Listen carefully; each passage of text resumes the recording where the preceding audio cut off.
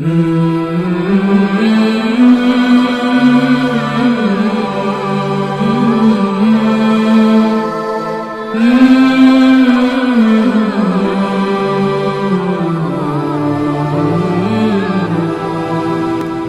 انا هطلع فاصل دلوقتي، وعايزك تعلق لي بعد الفاصل على فيديو للشيخ حازم صلاح ابو اسماعيل بيتكلم كلام اعتقد كلام قديم. تقول بتاع يمكن قالوا في مايو ولا في حاجه زي كده. ده قديم قوي. بيتوقع براءة حسني مبارك.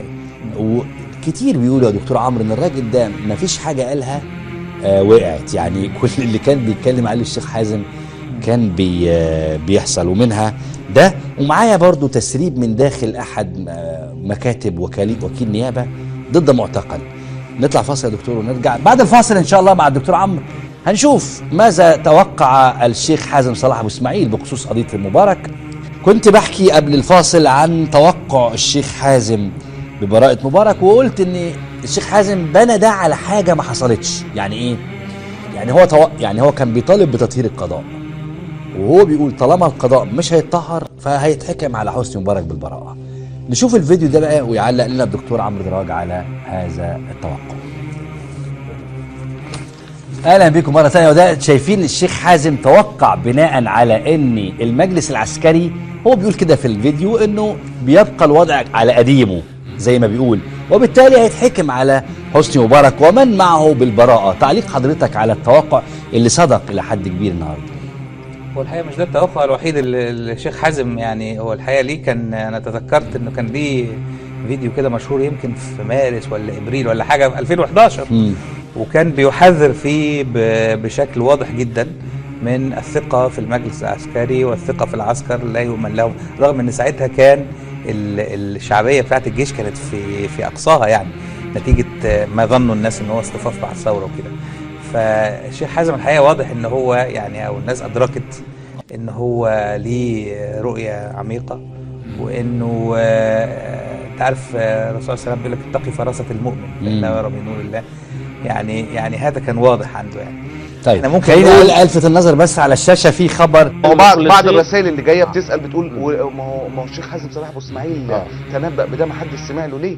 لا يعني هو الشيخ حازم ابو اسماعيل ما تنبأش بالانقلاب ابدا، ولا كل الوطنيين المنضوين الان في تحالف دعم الشرعيه كانوا يتخيلوا في يوم من الايام ان يحدث انقلاب عسكري. انا بس المقاطعه الصغيره، الشيخ حازم صلاح ابو اسماعيل كان ضيفي انا شخصيا، شخص المتواضع في مصر 25 على الهواء مباشره، والرجل قال ان المشهد ده هيعمل فيه انقلاب.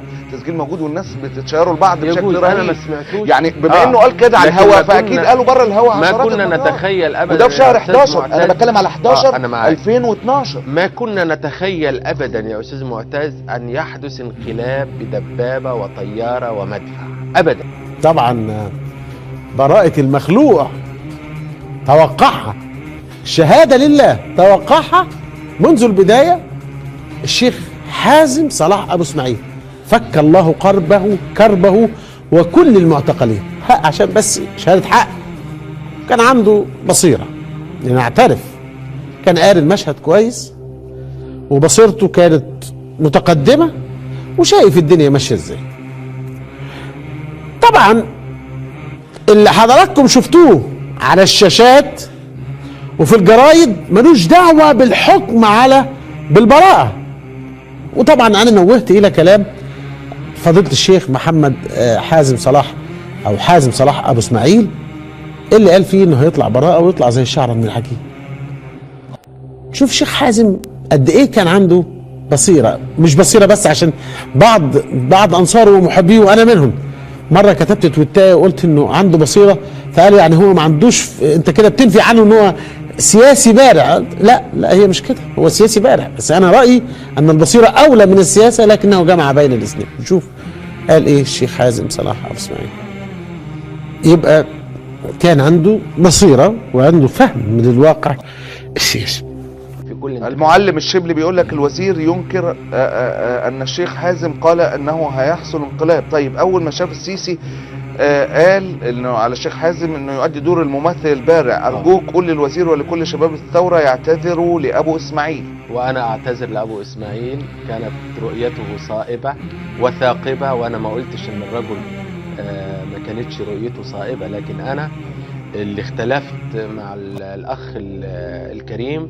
بس هو الفكره في، يعني انا اتذكر انه انا في اجتماع مع الشيخ حازم صلاح ابو اسماعيل في شهر 5 2011 بعد الثوره بشهرين وشويه، وكان حاضر لقاء بعض شباب الاخوان المسلمين، وقال لهم نصا يعني قولوا للقيادات بتاعتكم انهم فضلوا مستمرين بالشكل ده مع الجيش كلها سنتين وهنتعلق على المشانق.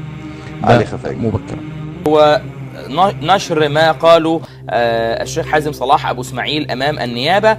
قال أنا مش إخوان وتهمة سياسية والداخلية تريد الانتقام مني، ولست مسؤولا عن أعمال العنف بالنهضة أو غيرها، ولست وصيا على حركة حازمون والحركة مثل ألترس جماهير الكرة، وأرفض وصف مرسي بالرئيس السابق، وأنا زعيم حزب سياسي. وتحدث في ثنايا هذا يعني في ثنايا ما قالوا أمام النيابة أنه يرى أن للنيابة توجها معين، ورفض عندما بدأ الحديث حول ما رأيك في 30 من يونيو قال أرفض هذا السؤال لأنه سؤال سياسي وليس له علاقة بقضية أو بتهمة، ويبدو أن النيابة تأخذ مني موقفا. كيف ترى ردود الشيخ حازم صلاح أبو اسماعيل على النيابة؟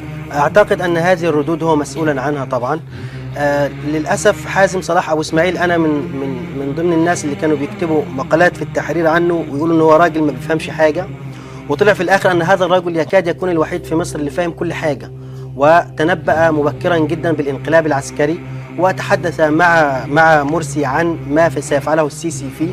وأذكر جملة للدكتور عصام العريان قال أن الانقلاب العسكري غير موجود، الانقلاب العسكري موجود في داخل شخص واحد فقط هو حازم صلاح أبو اسماعيل. للأسف كل حاجة قال عليها حازم صلاح أبو اسماعيل تحققت. بالنسبة للتحقيقات معاه، هو حازم صلاح أبو اسماعيل هو رئيس حزب الراية، وهو لا ينتمي إلى جماعة الإخوان المسلمين، وطبعا هو انتماءه إسلامي معروف، ولكنه ليس عضوا في جماعة الإخوان المسلمين. من حقه أن يصف الرئيس مرسي بالسابق أو الحالي، يعني هذه رؤيته وهذا حقه، وفي النهاية هي تحقيقات نيابة بحاجة إلى إثبات أو قرائن لكي تستطيع أن تتهم هذا الشخص. نعم. ما زلنا أيضا في سجنه. يعني حقيقة كنت يعني في حاجات كتيرة جدا مش فاهمها، واختلفت مع هذا الرجل لدرجة ان المشهد الوحيد اللي اتعصب فيه الشيخ حازم كان في برنامج معايا، ولما خبط بايده على الترابيزة ودخلوا لي في الكنترول، دخلوا اتباعه ومحبيه كانوا بيحبوه جدا، دخلوا الكنترول لدرجة ان احمد ابو هيبة دخل وقال لي في الايربيس، قال لي خف على الراجل، خف على الراجل، وانا والله ما كنت عملت حاجة، بس هو اتعصب يعني. بس الراجل بقى كلمة حق تقال، والليل او النهار بيتعرف بالليل. قال لك هنبقى مضحكة ومسخرة الامم والله، وها هي نبوءة اخرى تتحقق حقيقة. بيقول لي ممكن اعرف منك، هو فعلا داخلية الانقلاب طلبت فعلا من الولايات المتحدة الامريكية ضبط النفس في موضوع الاحتجاجات الموجودة عندهم، والخارجية كمان، تعليق ايه على الموضوع ده؟ فعلا ده هزد يا استاذ معتز، هزد يعني حقيقي، وصلنا لمرحلة الهزد. تحية للشيخ حازم أبو اسماعيل ورا القضبان، بيقول مصر هتبقى أضحوكة العالم، الراجل تنبأ فده أضحوكة يعني حقيقي. الشيخ حازم صلاح أبو اسماعيل لو أذلني هأقبل قدمه، مش أقبل إيده، أقبل قدمه.